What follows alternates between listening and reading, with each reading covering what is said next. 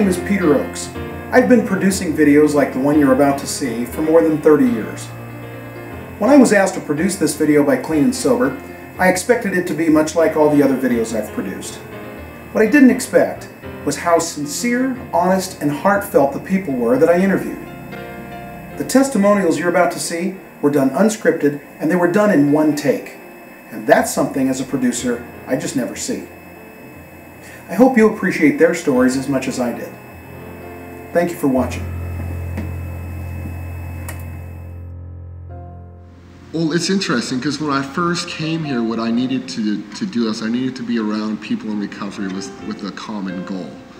You know, because before I was all by myself and I really needed a sense of community. But as my sobriety grew, what I needed was people who were on the same level that I was. You know, like as I acquired months and then a year, I needed to be around people with that time. And that's what I really like about this place is you got all walks of life. You got people with 3 days of sobriety and people with like 14 years of sobriety. And I needed that in order to grow.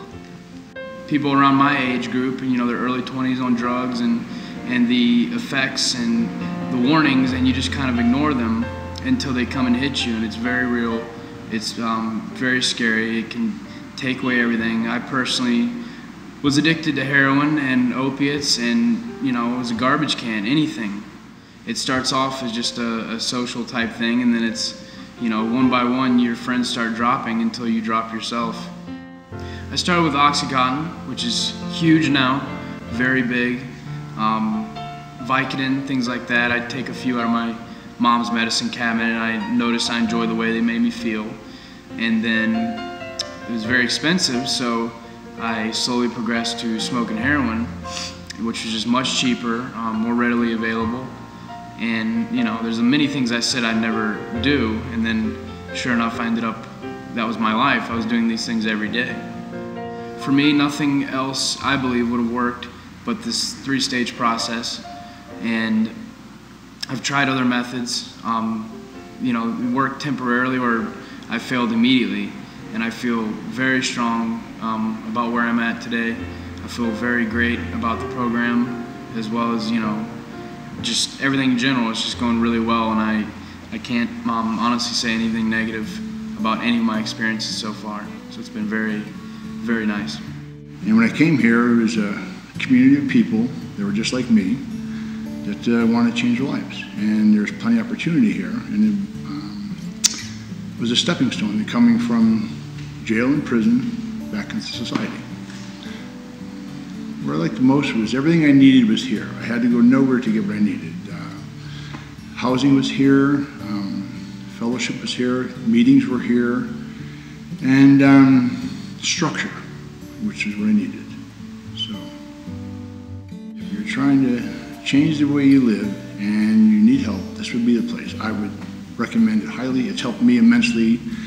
Like I said, I came here with no answers, and I lived in a community with people that were looking for the answers, and it helped you get back into society. And today, by coming through here, I live on my own, I have a job, and I'm a respectable member of society today, and I recommend it. I've struggled with the disease of alcoholism for about 6.5, 7 years, and I have attempted many times to go to rehab unsuccessfully. Alcohol took me to a very detrimental DUI, which landed me in Sacramento County Jail. And when I was looking at a treatment option for to seek recovery, the thing that struck me was that CSTL offered a continuum of care, which I had not tried in the past, in that I could go to a residential program for at least 28 days and then have the opportunity to move in transitional living, which is something I have never done before. And just going straight from rehab home has not been successful for me. So I wanted the opportunity to go from where I would have counseling and where I would have 24/7 structure, but then move into a living environment that was clean and sober, but start allowing me the opportunity to integrate back into society slowly and in a progressive manner while maintaining my sobriety. You know, the early sobriety is not easy. You know, I mean, I go to a multitude of AA meetings and I work with my sponsor, but sometimes, you know, that 10 o'clock, 11 o'clock, 12 o'clock at night, you know, those feelings might come up, and being able to talk to somebody all the time. As well as the fact that there's meetings here. If I want to catch a noon meeting, I want to catch an evening meeting. There's just an ample opportunity to be around people that are going through similar situations that I am, that know what it's like, and sometimes, you know, some of the issues around family, some of the issues around, like for me with my daughter. There's always somebody that can relate and offer some advice or some expertise, or sometimes it's just a shoulder to lean on. If I was to not have come here, I really don't think that my recovery would have went the way that it did, because I didn't have anybody around. I tried recovery before, and I didn't come to a place like Clean and Sober, Transitional Living. And I was hanging around people that I used to hang around with. I was still on the streets, and it just didn't work. I mean, I stayed clean for a little while, maybe a couple of weeks at the most, but by coming here, it was a suggestion that I followed. And they suggested that I come here to Clean and Sober, Transitional Living. And when I moved in here, I found out that there were other people living here that were trying they were striving for the same thing that I was. And they were the same kind of people that I am, you know, and still am, but only in recovery. You know, and by going to meetings here, and I get to see new people coming in, I get to see people that have been here and coming back from after going out, and then coming back, and you know, and you see them, and my heart goes out to them, and I'm glad to see that they come back. But I thought, well, you know what? I see a lot of that going on. Maybe I should just stay. And I've lived here longer than I have anywhere in my whole life. And if a guy's having a problem, you know, we kind of, you know, you can almost tell. You notice when something's up, you know, and then you go, hey, well, how you doing? And we lean on each other. And it helps me a whole lot, knowing that I am a part of something, that I'm just a small part of the bigger picture, actually.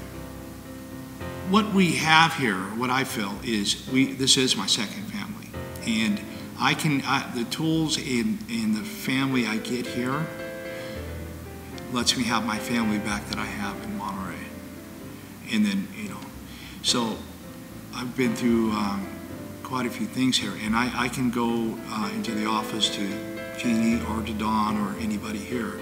I've had a couple deaths in the family, and I don't have to deal with those alone. And I can use the tools I have here to help my family get through that also. But to pick up and use is not a solution. The solution is to stay in the center, and that's where I'm at right now. And this is what we get here. And that has been a gift for my family also. You know, I have phone calls now where I would have never had to help them. I needed to be somewhere where I could go, where I could have a hope. And that was here, because I have been here before. And when I came here the first time, I was able to establish a business, successful business, become a productive citizen, and, you know, 5 years of sobriety. But I left here, and when I left here, I wasn't doing what I learned here, you know, and that's having a higher power and doing the steps in this community here. But you see people that, when they stay here, they become a part of this community, not only in phase 1, but phase 2, they're productive. They stay sober. They have lives. Their lives get better. I mean, the proof is in the pudding. That's right. I'll tell you what, there's a lot of people that have come through here and been able to live a life without the use of alcohol and drugs. You know, the blessings that come from me living here are, I couldn't even begin to tell you how many.